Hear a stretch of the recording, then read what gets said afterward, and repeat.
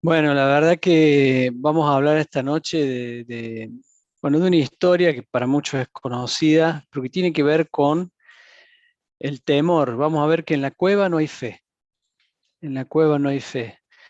Eh, y tiene que ver con la vida de Elías, un profeta que ha sido un profeta muy valiente, que enfrentó con mucho coraje situaciones que probablemente la mayoría de nosotros no enfrentaríamos, pero que se encontró de repente huyendo y en una cueva eh, con un profundo temor y una depresión.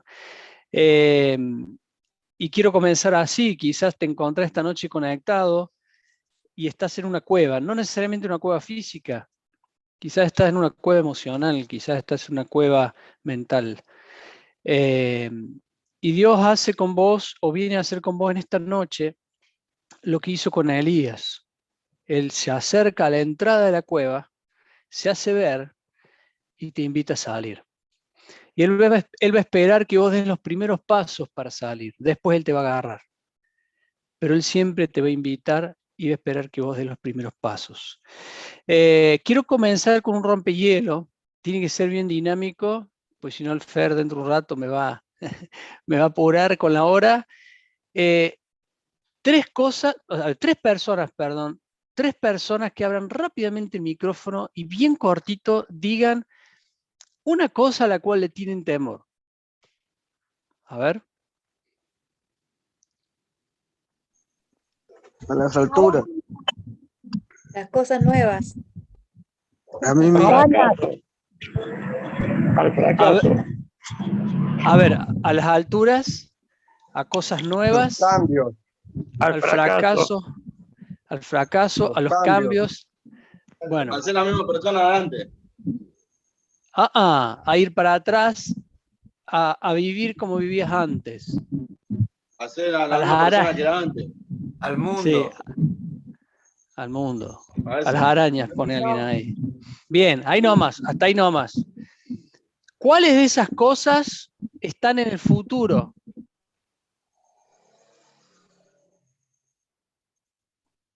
Saquemos las arañas, saquemos las alturas. Al fracaso, El fracaso. al fracaso, ¿no? A volver para atrás a la vieja vida, tiene que ver con algo que me puede llegar a pasar mañana. Bien. ¿Y son peligros o amenazas reales o imaginarios? Son por las dudas. Bueno, vamos a hablar un poco de eso también. Y finalmente, ¿qué harías para hacer frente a ese temor? Esa no me la respondan, pero es la pregunta con la que nos tenemos que quedar esta noche. Porque vamos a ver que temores y miedos, hay alguien ahí que tiene, creo que Oscar, o alguien tiene el micrófono, lo ha dejado abierto, se siente como un ruido. Eso, gracias, Oscarcito. Vamos a ver que pasar por temores y miedos es algo de todos. A ver, si Elías pasó por miedo y por temor, queridos amigos, vos y yo, como decimos siempre, estamos en el horno, vamos a pasar por eso. Ahora el tema es cómo hacer frente al temor. Bien, eh, yo no voy a leer el texto porque es una historia larga la de Elías, pero acá Elías tiene que enfrentarse a un sistema que estaba en contra de Dios y en donde había un rey que lo describe la Biblia como, en ese texto ahí de Primera Reyes, capítulo 19, por si después lo quieren buscar, lo describe el rey Acab, que era el rey de Israel, como el más perverso de todos los reyes que hubieron antes que él.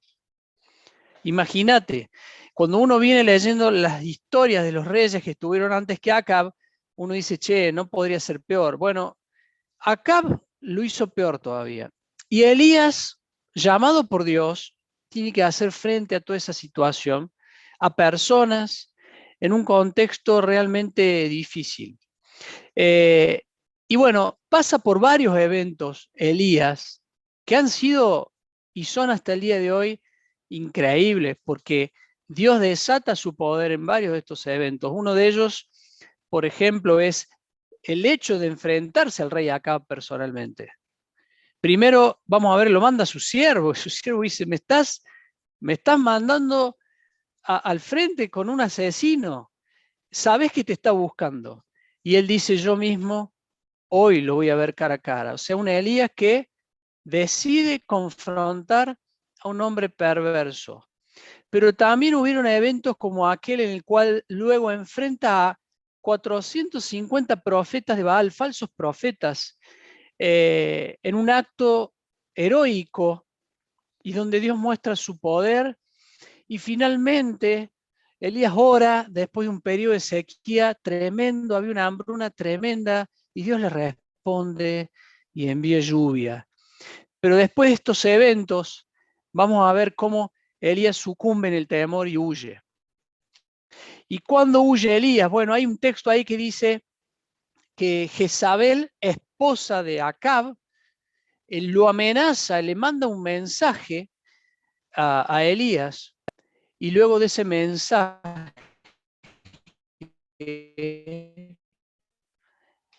cuando él se asustó tanto que huyó. ¿Y qué hizo luego de huir? Finalmente, el relato da algunos detalles, dice que encuentra una cueva y se quedó allí a pasar la noche. Se metió adentro de una cueva. Podríamos decir que si nos hiciéramos las preguntas, ya no nosotros, como yo se las hice recién, si hiciéramos la pregunta, ¿a qué le tuvo miedo a Elías?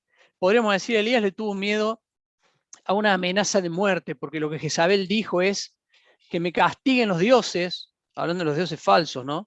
Que me castiguen los dioses y hoy mismo vos no estás liquidado. ¿Y a dónde fue Elías? Podríamos decir a un lugar físico, ahí en la montaña, a una cueva, a un lugar físico seguro, o más seguro.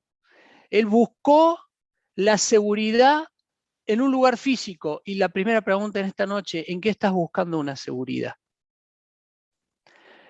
A veces tejemos nuestro propio camino, hacemos nuestras propias huidas, buscamos nuestras propias soluciones.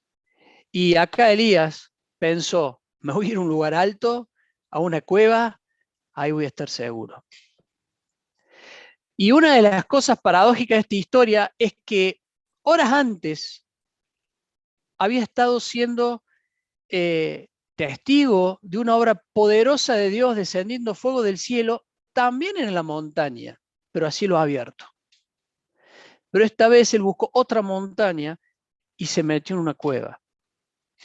Y te voy a contar algo que es increíble. Elías huye de la amenaza de muerte y Elías fue un hombre que no vio la muerte porque Dios lo llevó en vida. Y decime si al comenzar esta noche a reflexionar en esta historia, muchas veces no tenemos temores sobre un futuro que realmente no controlamos y terminan siendo temores imaginarios que realmente en el caso de Elías fue increíble, porque Elías pasa por una depresión, huye, se esconde en una cueva, quiere morir y realmente fue un hombre, podríamos decir, que no vio la muerte frente a una humanidad que tiene miles de años y donde nosotros nos encontramos en algún momento con la muerte. Bueno, Elías no.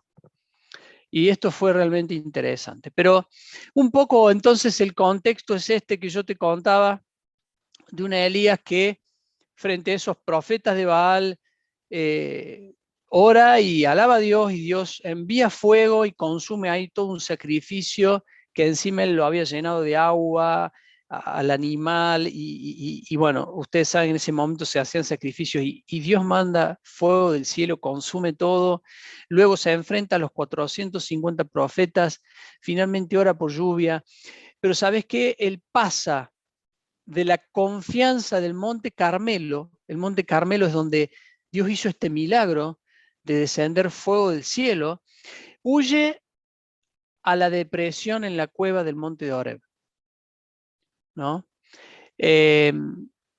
Y realmente podemos atravesar momentos de nuestra vida, vamos a pasar momentos de nuestra vida donde vamos a tener coraje, vamos a tener confianza, pero también vamos a pasar momentos donde vamos a tener duda, temor, miedo a cosas que se van presentando en la vida. Y algunas las dijeron ustedes, como el miedo al fracaso, como el miedo a volver a la vida de antes. Bueno, yo te voy a compartir una imagen y decime si no venimos. Ay, justo no tengo, si me dan el derecho de presentar, solamente voy a compartir 3 imágenes. Ahí los tecnólogos. Ahí te mandó Sherry. Ahí ¿o está. no? Ahí está, gracias, Sherry. Bueno, díganme si no han, si no hemos, uy, un segundo, ahí está. La estaba viendo yo para mí. Ahora va. ¿Quién no conoce esta imagen? Pero sabes que el mundo entero le tuvo temor a este nuevo virus. Y la pregunta en esta noche es, ¿cuál está siendo tu Jezabel? Viste, Jezabel era la esposa de este rey perverso que persiguió a Elías. Bueno, ¿cuál está siendo tu Jezabel? Bueno, venimos de un mundo que hemos sucumbido todos en un temor, amenaza de muerte. O quizás, fíjate, no es casualidad, Tito, o quizás tu Jezabel es el miedo al fracaso. Y no es casualidad como Dios ordena las cosas, porque yo no le puse ahí, había puesto una frase, pero esa foto la pensé pensando en el miedo a recaer o este miedo a volver atrás a lo que yo hacía antes. Fíjense que 2 de las cosas que ustedes nombraron. ¿Cuál es tu Jezabel? ¿Cuál está siendo tu Jezabel? Quizás tu Jezabel por momentos sos vos mismo. Sin duda que podríamos hablar de un sinnúmero de cosas, ¿no? Que pueden ser para nosotros un temor, un miedo. Y muchas veces se trata de lo que creo. Se trata de lo que creo. Ahora, ¿por qué realmente Elías, dice el texto textual así, dice, Elías se asustó y huyó para ponerse a salvo? Cuando llegó, bueno, a una ciudad de Judá, dejó allí a su criado, y caminó todo un día por el desierto. Llegó a donde había un arbusto y se sentó a su sombra con ganas de morirse. Estoy harto, Señor, protestó. Quítame la vida, pues no soy mejor que mis antepasados. Luego se acostó debajo del arbusto y quedó dormido. Y yo pensaba en esto. Yo veía todo el relato de la vida de Elías. Decía, claro, es que Elías confió en Dios, vio a Dios obrando con poder, pero quizás Elías tenía expectativas no cumplidas. Quizás Elías estaba pasando por la frustración. ¿Sabías que la frustración viene cuando hay una expectativa que yo tenía y que no se ve cumplida? Y vemos el relato de Elías y pasan cosas muy interesantes, pero quizás Elías esperaba lo que menos esperaba Elías, es terminar siendo un profeta perseguido con amenaza de muerte de la esposa del rey. Y como vamos a ver ahora, el último de los profetas.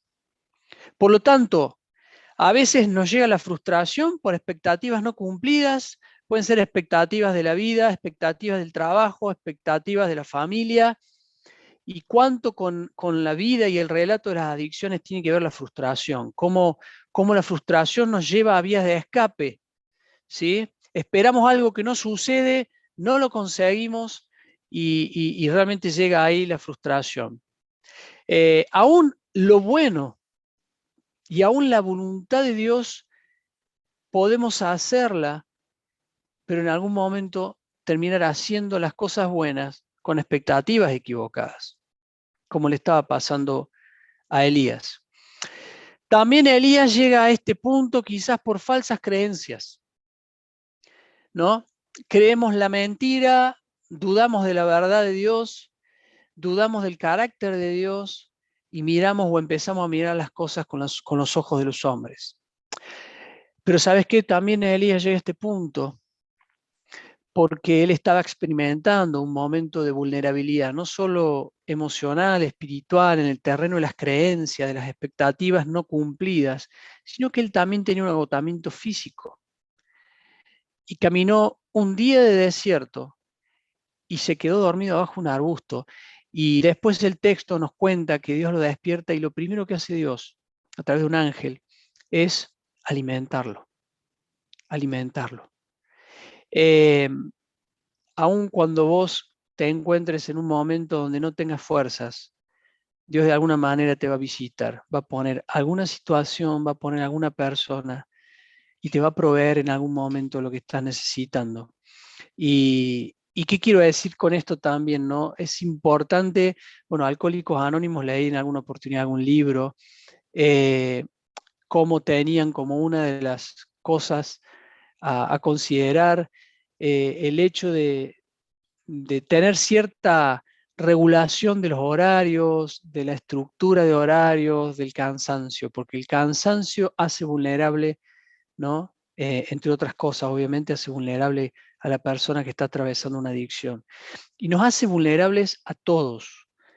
Cuando estamos agotados físicamente, mentalmente, es más fácil sucumbir en la depresión, es más fácil caer en la angustia y obviamente comenzar a dudar de aquellas cosas que fueron nuestra fe.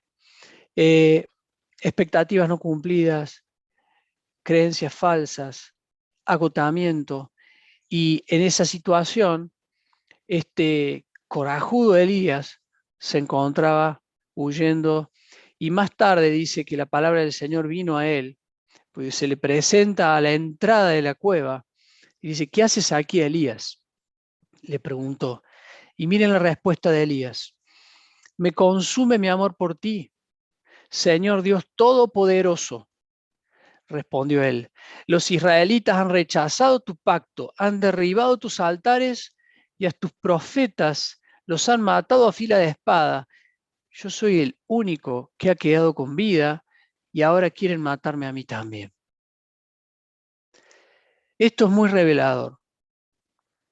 Por un lado, porque vemos a un Elías que no abandonó el conocimiento intelectual de quién es Dios, porque declara Señor Dios Todopoderoso.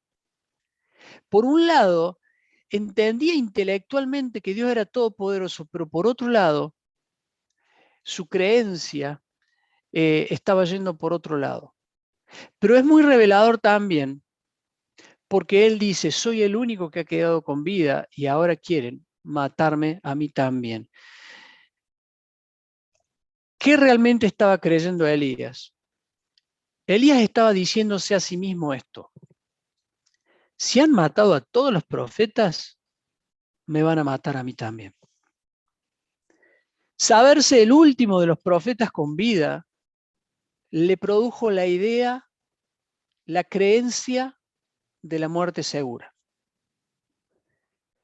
Y hay algo que en este punto siempre es bueno que nosotros podamos una y otra vez recordar, que siempre actuamos con base a nuestras creencias. No estaría sentado en esta silla si no creyera que me va a sostener. Todo el tiempo actuamos según lo que creemos. Entonces, cuando nosotros decidimos creer la palabra de Dios, lo que Dios me dice, experimentamos la voluntad de Dios. Ahora, cuando nos pasa esto que le estaba pasando a Elías en ese momento, donde solamente me estoy quedando con una idea intelectual de quién es Dios, pero mi corazón, en el fondo de mí, no estoy creyendo, no estoy viviendo eso como una verdad, evidentemente lo que voy a experimentar es la depresión, el bajón. Y te quiero llevar a algo que tiene que ver con la depresión en general. ¿Qué tiene que ver la depresión? Y algo que no dije al principio, en este mensaje, algunas cositas que yo puedo ir compartiendo, obviamente que el Señor pueda hablar a tu corazón, quizás sea el anillo que le caiga al dedo de alguno de ustedes, quizás otras cosas no. Y esto puede ser una, por ejemplo, quizás has pasado o estás atravesando momentos de angustia y depresión, y no digo que sea este tu caso, pero esto parece haber sido el caso de Elías. la depresión en la que Elías estaba, al borde de decir, Señor, no tengo ganas de vivir. No tiene sentido que viva. Tenía mucho que ver con, no solo con esto de las creencias, sino con el egocentrismo. Mira, alguien dijo que humildad, y si querés anotar esta frase es interesante, define bastante bien lo que es la humildad. Humildad no es pensar mal de mí mismo. Humildad es no pensar en mí mismo. Lo repito, humildad no es pensar mal de mí mismo. Humildad es no pensar en mí mismo. Y una de las aristas de la depresión es justamente cuando hay un exceso de pensar en mí mismo. Es decir, soy el peor, esto siempre me pasa a mí, pero mira a mi hermano, pero mira esto, y todo el tiempo, o la comparación, o con situaciones, o con personas, pero ¿a quién estás viendo? ¿A quién estás viendo en medio de todas esas declaraciones? A vos. ¿Quién está en el centro de todo eso que estás manifestando? Yo. Un yo grandote.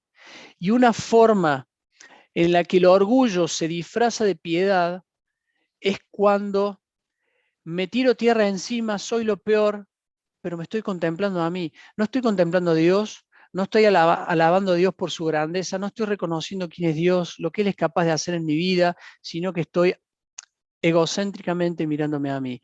Y Elías, cuando hace esta declaración de que no había otro profeta más que él, era el último, y venían a quitarle la vida, y en medio de todo esto que Elías había vivido, él se veía a sí mismo como un hombre fiel, él se veía que los resultados no acompañaban el trabajo que él había hecho, y él veía, quizás sin quererlo, que de alguna manera él estaba en el centro, en el meollo de esa tormenta, y Dios cuando irrumpe esto y termina teniendo este diálogo con Elías, Dios le muestra que él estaba al control de toda la situación. Y es más, le anuncia ahí que había un profeta al cual él iba a delegar su trabajo, que iba a ser Eliseo.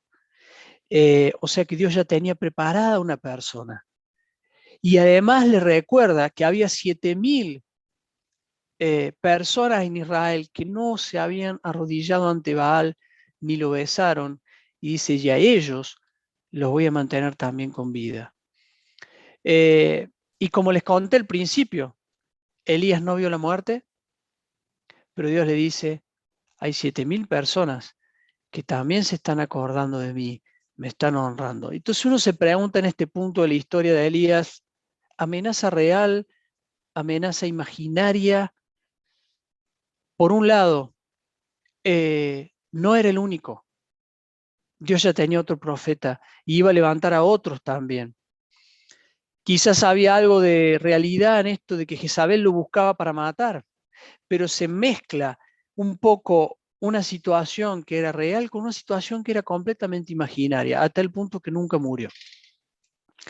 Y siempre las amenazas imaginarias reales tienen el mismo efecto en nosotros.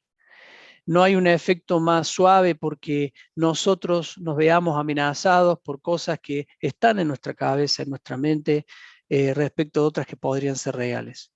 Dos preguntas útiles cuando enfrentamos miedos. La primera, ¿es esto una amenaza real? ¿Es esto realmente algo real? ¿O es algo que yo me estoy haciendo en la cabeza? Y debemos distinguir hechos, sucesos de interpretaciones y creencias. Desde que nos levantamos hasta que nos acostamos, todos los días, estamos viviendo hechos y sucesos, pero también los estamos interpretando y estamos pudiendo mirarlos desde la perspectiva de Dios o mirarlos desde otro lugar. Y muchas veces ahí en el medio, en el camino, nos aparecen miedos y temores que realmente no son en el fondo cosas reales. Tiene que ver con nuestra manera de ver las cosas. Y una segunda pregunta es si tiene que ver con un evento futuro. ¿Se acuerdan que al principio yo les pregunté, ¿y qué de esto tiene que ver con un evento futuro? Y dos de las cosas que habían mencionado, el fracaso, el volver a la vida de antes, tenían que ver con una posibilidad futura que realmente nos pone en un futuro que le pertenece a Dios. Y esto es re importante. Solamente le pertenece a Dios. ¿Sabes qué? Satanás no conoce el futuro, puede deducirlo, porque es un ser inteligente, pero no conoce el futuro, salvo aquel que Dios ha declarado y que va a suceder. Y mira, hay una frase que dice, no tengas miedo del mañana, porque Dios ya está allí. Y si hay algún temor en esta noche, en tu corazón, con respecto a cosas que tienen que ver con el mañana, dos cosas que son muy importantes. La primera, salí de ahí, salgamos de ahí, porque el futuro le pertenece a Dios. Basta cada día su afán, dijo el Señor Jesucristo. Tenemos que vivir un día a la vez. ¿Ok? Y por otro lado, sepamos que si pasamos por ese temor del mañana, Dios ya está ahí. Dios está ahí. Y como estuvo también a la entrada de la cueva de Elías y lo llamó a Elías, y Elías tuvo que salir, Dios te invita en esta noche a que salgas de esa cueva en la que te encuentras, cualquiera sea. Como decía al principio, ¿no? Puede ser una cueva del corazón emocional, de ideas, pero ese lugar donde te escondes y huís por temor a algo. Y Dios te invita a que salgas, porque Dios te invita a que enfrentes ese temor desde la fe. Y esto nos lleva a una palabra que es fe, y que justamente fe y miedo son cosas opuestas. Y una frase que a mí me gusta mucho, también si querés la puedes anotar, dice, hablando del cristiano, nosotros andamos por fe según lo que Dios dice es verdad, en el poder del Espíritu Santo. Andamos por fe según lo que Dios dice es verdad, en el poder del Espíritu Santo. Y aquí entran dos cositas. Primero, andamos por fe, pero fe en qué? Confianza en qué? Confianza en lo que Dios dice que es verdad. Y Dios nos invita a escudriñar, a leer, a indagar en su palabra, a adquirir su palabra, a conocer lo que Él piensa, lo que Él quiere para mi vida, lo que Él me aconseja, el camino que Él me muestra.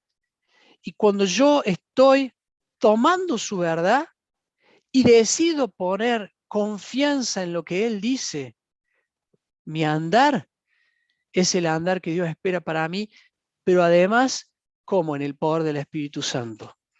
La Biblia dice que Dios nos dio un poder, un espíritu que no es de temor, sino de poder, de amor y de dominio propio.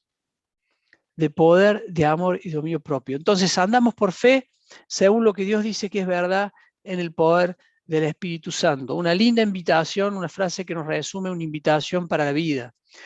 Alguien dijo esto, la fe ve lo invisible, cree lo increíble y recibe lo imposible. ¿Sí? La fe ve lo invisible, cree lo increíble y recibe lo imposible. Y ya para ir al cierre de lo que quería compartir con ustedes, quiero ir a este punto. Todos pasamos por momentos de temor. Como les dije al principio, si Elías atravesó esta situación, la vamos a atravesar. No se trata de no tener temor, como se trata de qué hacemos cuando estamos atravesando estos miedos que ustedes rápidamente compartieron y les agradezco de corazón esto que salió y que está en el corazón y en la mente de ustedes seguramente. No es por lo que pasamos, sino que es cómo salimos lo que importa. Y cuando miramos los hombres y las mujeres de la Biblia, escúchame bien, vemos hombres, mujeres ordinarios, pero que confiaron en un Dios extraordinario.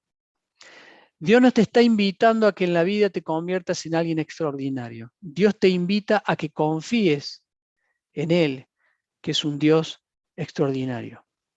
Y cuando vemos, realmente miramos la Biblia de forma panorámica, y yo tenía ahí un listado, no lo voy a compartir, vemos tantos hombres y mujeres que atravesaron situaciones, cuánto temor, cuánto miedo. Daniel en el foso de los leones, José que lo metieron también ahí en un calabozo. ¿Cuántos hombres atravesaron por situaciones que eran amenazas incluso reales?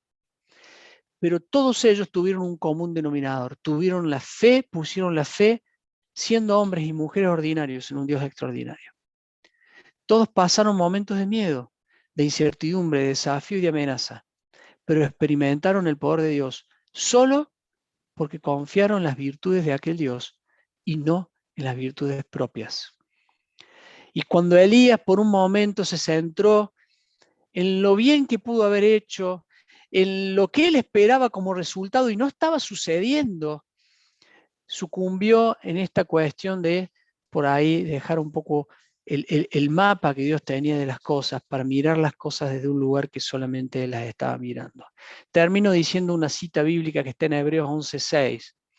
Dice que sin fe es imposible agradar a Dios, porque es necesario que cualquiera que se acerca a Dios crea en Él, que Él existe y que recompensa a quienes lo buscan. Y si nosotros en el momento que atravesamos nuestros miedos, nuestros temores, le buscamos, Él nos va a recompensar. Dios recompensa a quienes le buscan y Él busca nuestra fe. Dios te está llamando a la entrada de la cueva en la que te encuentras y te está llamando. Él quiere que vos des los primeros pasos, pero Él quiere que como hombre, mujer ordinaria, pongas la fe en un Dios que va a mostrar, tarde o temprano, es un proceso, pero va a mostrar que Él estaba al control y que Él te invita a salir porque Él tiene cosas maravillosas para vos. Que Dios nos ayude a enfrentar todos nuestros miedos y temores desde la fe y la confianza en Dios. Muchas gracias.